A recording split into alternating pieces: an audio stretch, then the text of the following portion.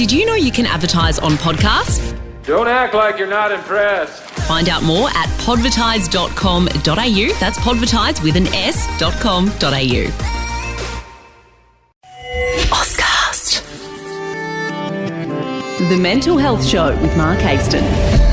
Cate, welcome. Thank you. It's good to be here. Yeah, how are you going? How things, it's been so stressful for everyone over the last 6 or 7 months. How are you coping?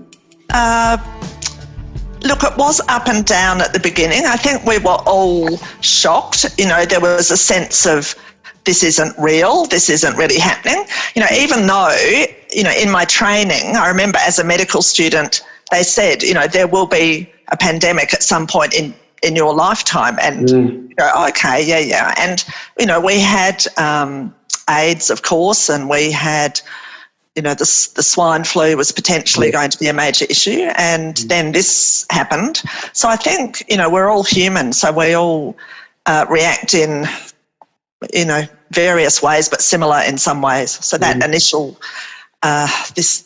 what on earth is happening? And of course, then going into worries about, will it be okay financially, and what do I need to do, and what about my family's health, etc. Yeah, it's affected us in so many different ways, hasn't it? It's extraordinary. I mean, I don't think we had any idea it was going to. The virus itself is one thing, but just those side effects, it's been really tough.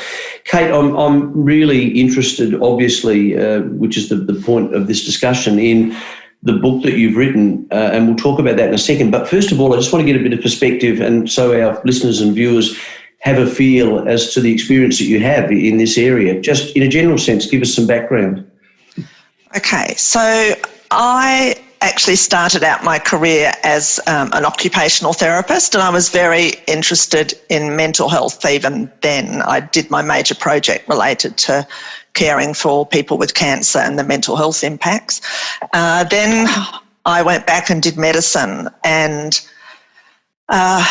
I guess, when I left medicine, I decided to do general practice because I was mostly interested in the community level of care rather than hospital level of care. So I was in the military for a number of years back then in uniform, and then worked as a GP after I left the military and started doing a lot of training in the mental health area. And very soon my practice became focused on mental health for men and women.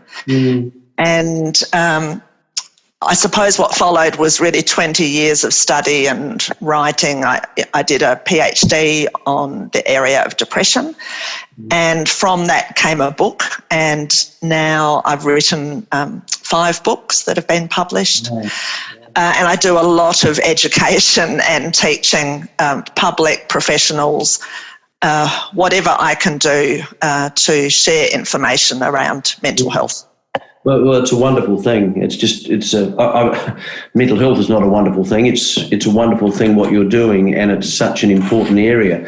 If you don't mind me asking, is there a particular reason that you were interested in mental health? I think a couple of reasons. One, I have always tended to be anxious, and I just thought that was normal. As a child, I thought that's what it was like. And so I sort of learnt different ways to try and cope with it as a child and teenager myself. And then, of course, when I went into my studies, I realised, I was a worrier, and I didn't like performance particularly, when you had to give talks and do things. I used to fall in a heap in exams in medicine where people were watching you. Excuse me. And when I look at the family, I think it's run in the family, and people haven't recognised it along the way. Even, I think probably my grandmother had issues around anxiety. Anyway, then I think intellectually I was very interested in medicine, in the mental health, and trying to understand it. And I suppose, when you've got that personal experience, it drives you a bit more to try and work things out. Absolutely. Yeah. And then having a child, my son's now 28, he's a musician. We've both been, I guess, bit perfectionistic and ambitious in our lives, and he's struggled himself with some anxiety, and particularly around performance as a musician. He, in fact, did his project in his music degree on performance anxiety and found that the majority of musician students struggled with it. Yeah. And he's now pursuing some studies in psychology. He's hoping to maybe do music therapy or keep going down the psychology path as well. So we share a passion from our life experience, but also just trying to understand and help people get through it.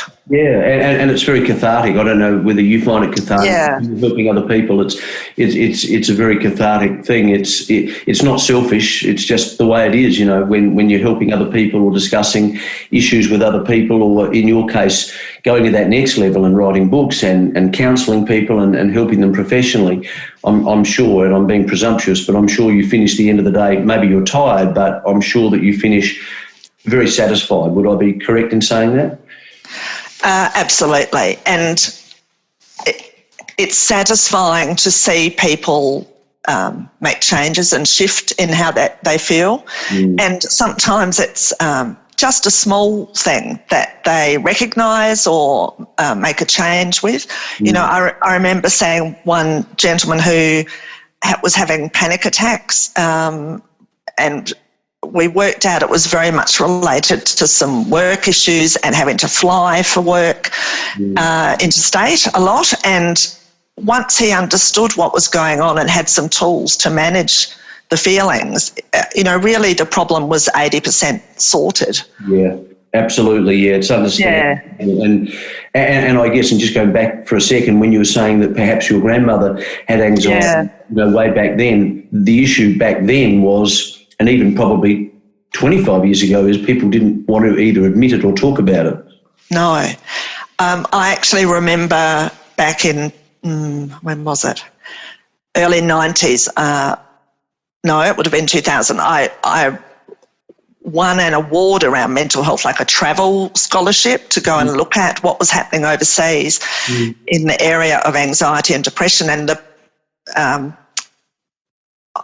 I want to be careful here, but when I was presented with the award, the person said, I just don't understand what the fuss is about. Like, in my time, there were no issues.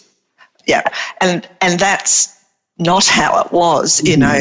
There was reluctance to talk about it, and people self-medicated, whether that was with alcohol. Absolutely. My grandfather, in fact, died quite young from alcohol-related issues, and I suspect he had struggles.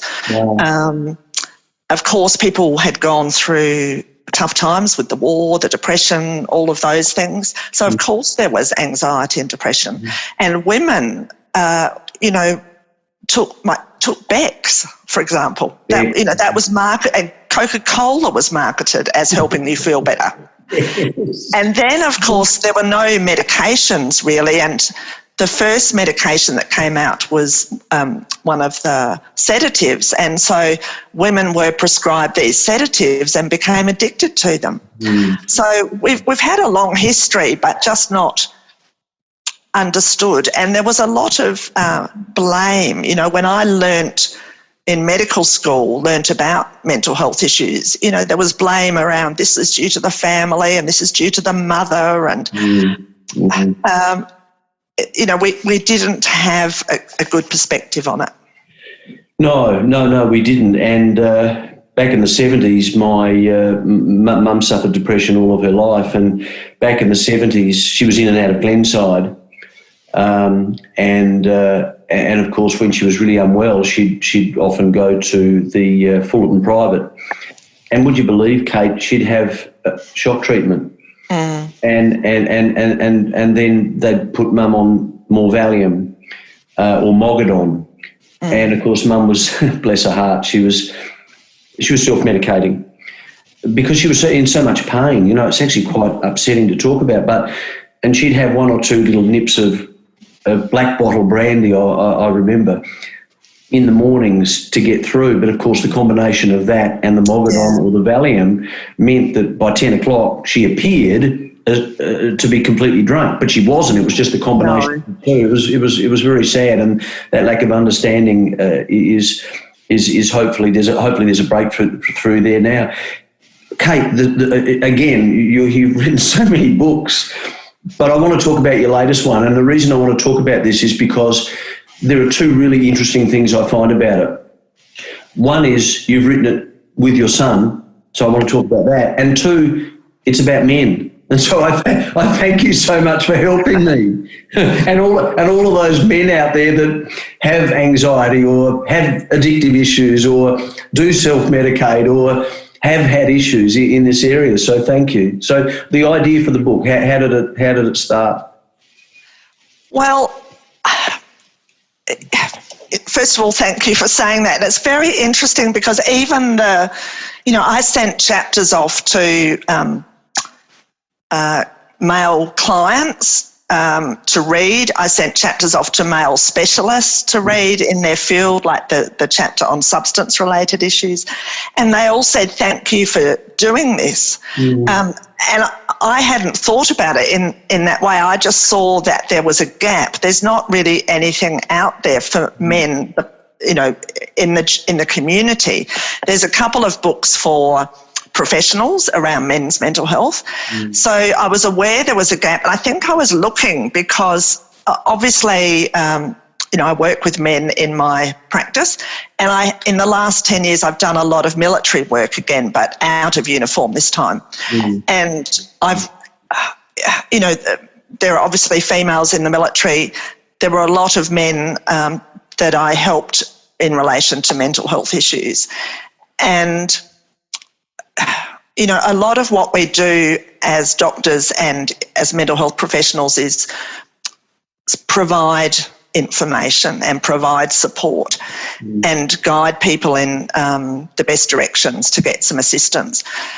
So I thought, there's a definite need, and my son and I are actually very close. I don't have other children, and we've done a lot over the years together. We actually get on very well. And because he's so interested too, we just started talking about it. And I said to him, I think it would be good for you to come on board because you're obviously a young man and you're going to be able to make sure that what we're talking about is appropriate and hits the nail on the head in terms of the male perspective. And so, he helped research it, and he helped write segments, and he read everything that I wrote. And it was really good because he was able to say, Mum, I think it might be better to actually say it this way. Yeah. And he also raised some issues that perhaps I hadn't been able to think about because I'm not in a man's shoes. Yeah, absolutely.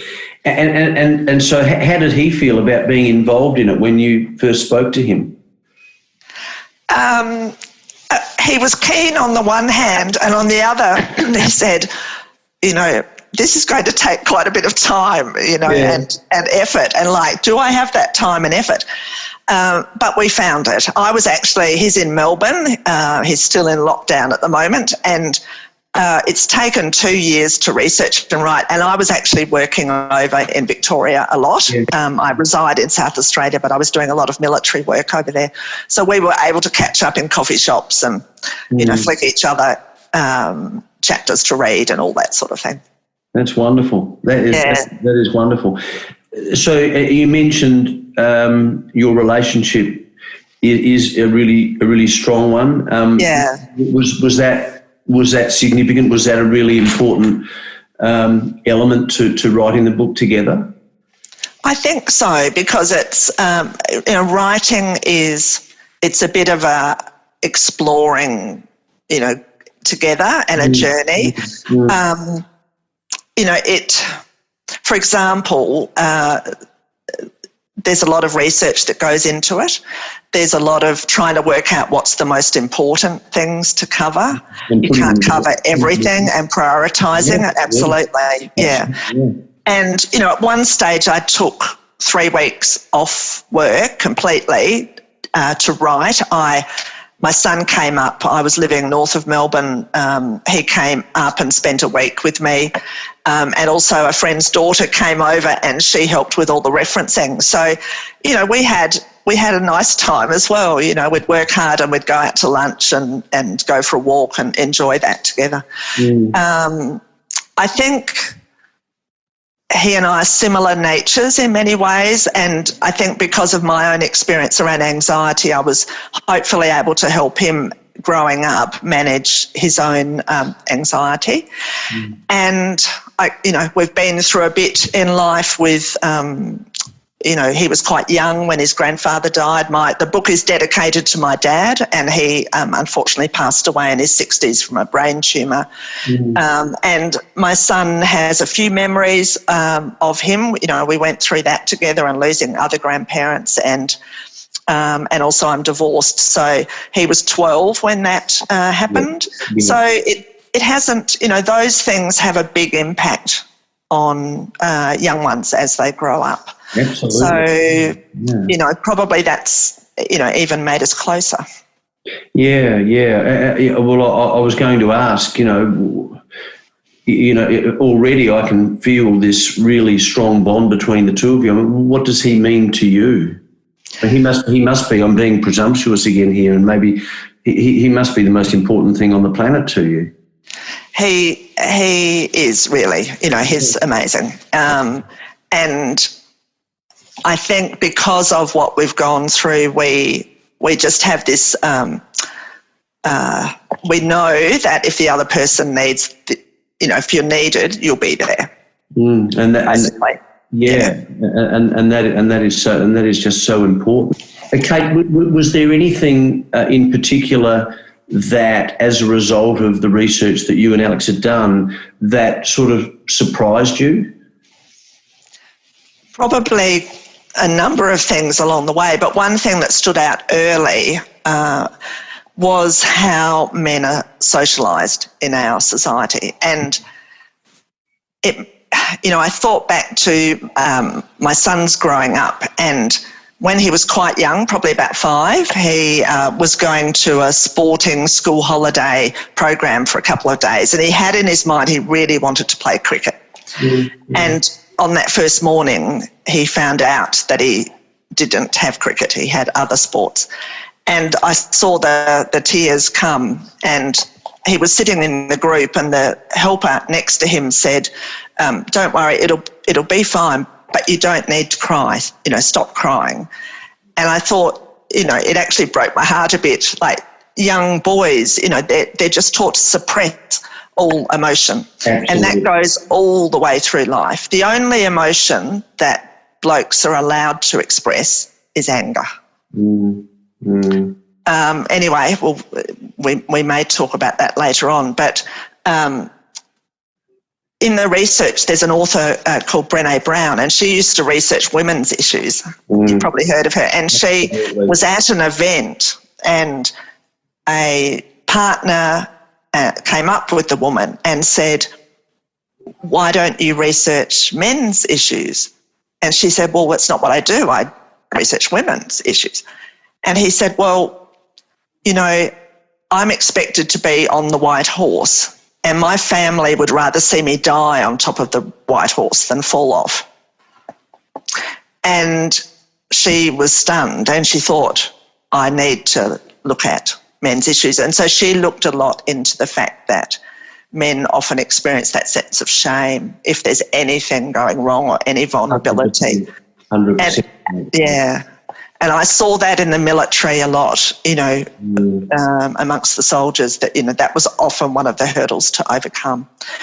And it's interesting you mentioned Renee, because, she talks a lot about vulnerability and stuff like that, and that's exactly what you were talking about with your boy. He was vulnerable, he was upset, he was crying, but, we're taught not to do that. We're taught not to show our emotions. We're taught to be strong even if we're not. And, and from a personal point of view, I know that the more I suppress, the more pressure that puts on me and the more unwell I become. That's right. Absolutely. What's that about? I mean, we should be telling people to be as open and honest and as vulnerable as we can. What are your thoughts on that?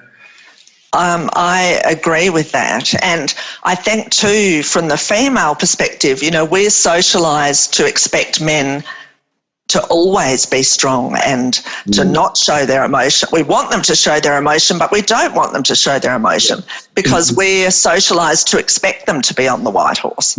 So we have to look at our perceptions and our socialisation, and we need to look at what's going on for men as well. And, I think the book is about the fact too that I think men are changing and they are looking to understand their emotions and to be able to express their emotions more. They are coming for help more often. Something is changing. And, I talk in the introduction about taking a Uber ride in Melbourne one day and into town and out, and the drivers both going in and out, they both talked about important things in their lives and what was going on. And, I think it's changing slowly, but we've got a long way to go. I read, I obviously haven't had a chance to read the whole book, but I read that was one of the areas I read.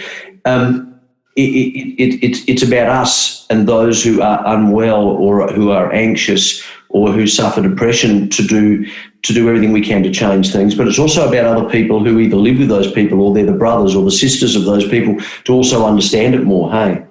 Absolutely, yeah. So in fact, this book, I think, I hope men will read it, and I think too maybe sisters, mothers, partners, wives, they might read it too.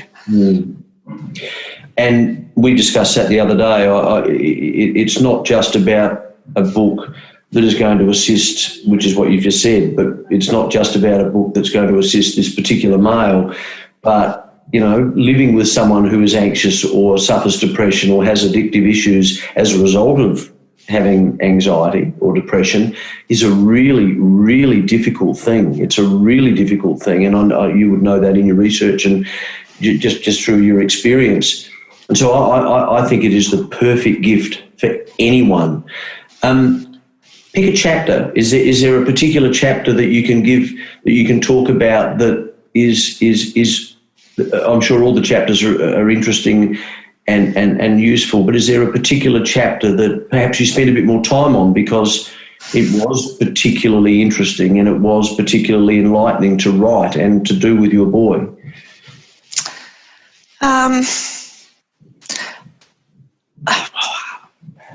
It's hard to pick one, really. I start out looking at things, from more of a general perspective, how we can deal with mental health related issues, and it's there wouldn't be any man who hasn't experienced something in relation to mental health, whether it's struggling after a relationship breakdown or having issues related to substance or other addictions, etc. We're all touched by it in some way. But probably the early chapters on anxiety and depression are pretty key.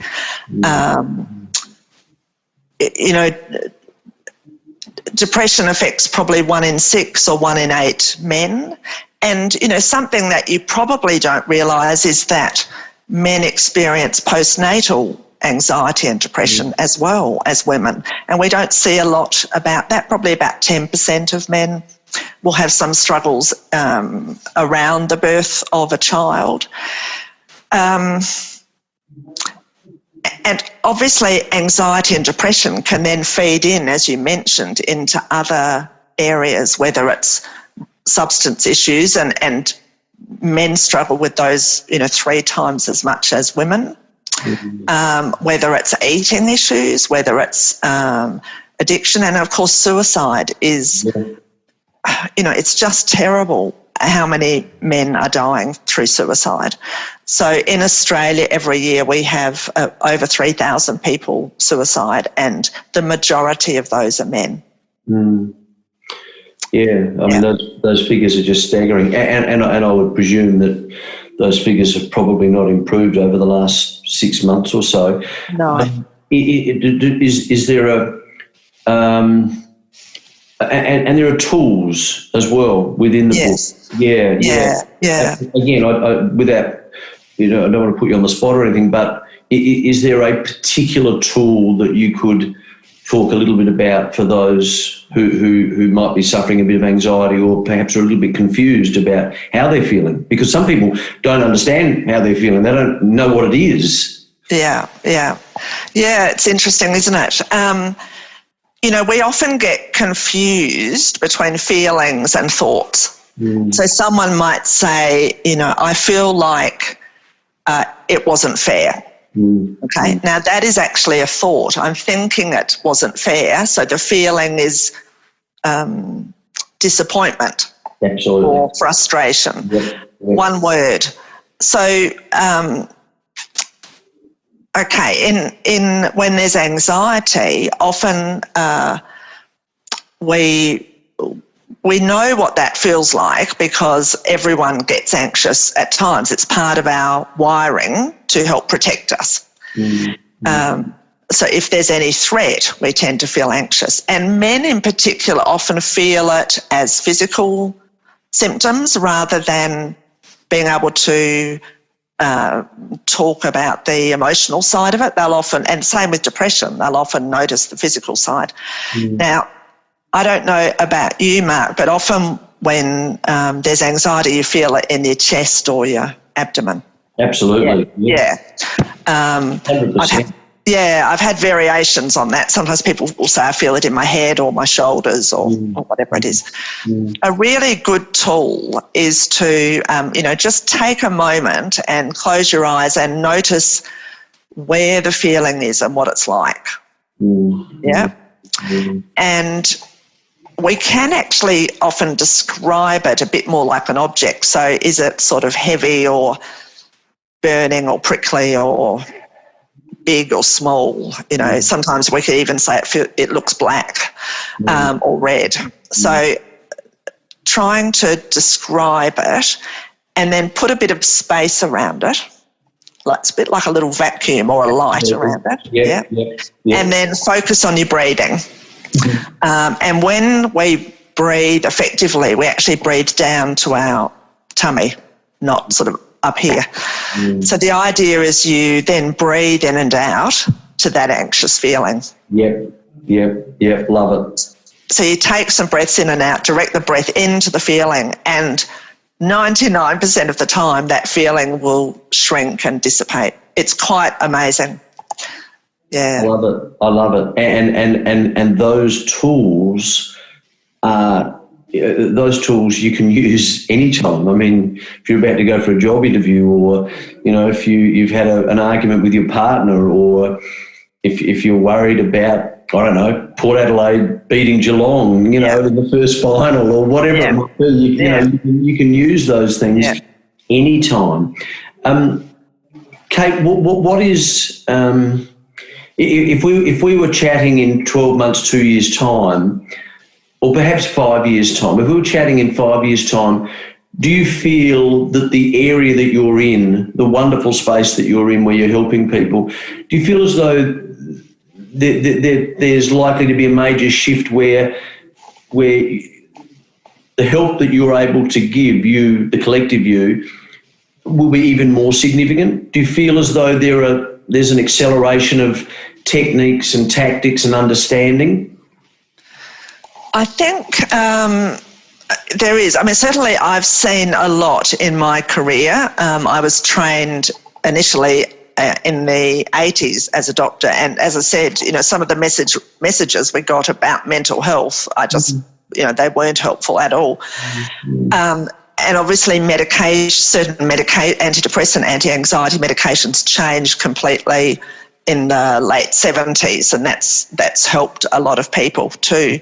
The psychological tools, they are expanding, they are changing, and the last 20 years or so we've been influenced a lot by tools that have really come from Asian countries, from Eastern philosophies, from Buddhism, a lot about mindfulness and being more present in the moment, etc. In fact, that little exercise, that tool I took you through, utilised mindfulness. about being mindful of the feeling and your breath and so on. Yeah. So I think we're getting there, and I'm sure there will be major changes. Things are developing like treatments through virtual reality. So, the headsets and the virtual reality and treatments for phobias and obsessional thinking and, fears around that, all that sort of stuff is changing. So I think it will be very exciting. Yeah. So I am hopeful, but a lot of the messages are, the basic, important common sense, helping people understand, helping people tap into their own resources and preventing issues from arising in the first place. Absolutely. Lifestyle. Absolutely. Yeah, absolutely. Cate, the name of the book, when is it being published and how can people get it, please? Okay, so 1st of November. It's published by Exile and it's called The Changing Man, a mental health guide. And you can pre-order it now from bookstores and Exile or my website. And that's drcatehowell.com.au, Cate with a C. Just spell that, Cate. So drcatehowell.com.au. So it will be available online and in all bookstores, and the publisher will be sending it into the UK and Europe and America and everywhere. So hopefully it will do a lot of good. I'm sure it will. Just finally, how do you feel about finishing it? There's always relief because it's like, writing a book like this, you have to be so mindful of having the correct information and having the right words and the right voice to share the information. So, as I said, 2 years of work, and it's like finishing a PhD, really. But it's also when it arrives, like here it is. Oh, good. Hold that up, yeah. Yeah, I've got my advanced copy, and it's like you just get so excited when you open the post and it's real. Yeah. It's lovely. It's a wonderful thing you're doing, Cate. I'm so I'm so excited for you, and I'm so excited for for those who are interested in getting well or being well. Whether it be a male or whether it be a female who, as I said earlier, is living with someone who is struggling. I think this is going to be a really, really important resource, and what a wonderful thing you doing it with your boy. That is so unique, and it's just such a wonderful thing. Hey, yeah, it's very special, and now that he hasn't had that experience of it arriving in the post, and now that he sees it, it's much more real for him as well. So I think he's very pleased, and I think it's also helped spur him on, to go more down that path. Music will always be his passion. He has this other passion, and I think he will, he does some teaching, and some of the students, he's got a bit of a name for being able to work with people, and a lot of the young ones that he sees to teach them music, they're being referred because they do have some learning issues or special needs, and so it's interesting how life unfolds. Yeah, it is. It is. Cate, thank you so much. I really appreciate that. Thank you. Thank you too. It's been a pleasure.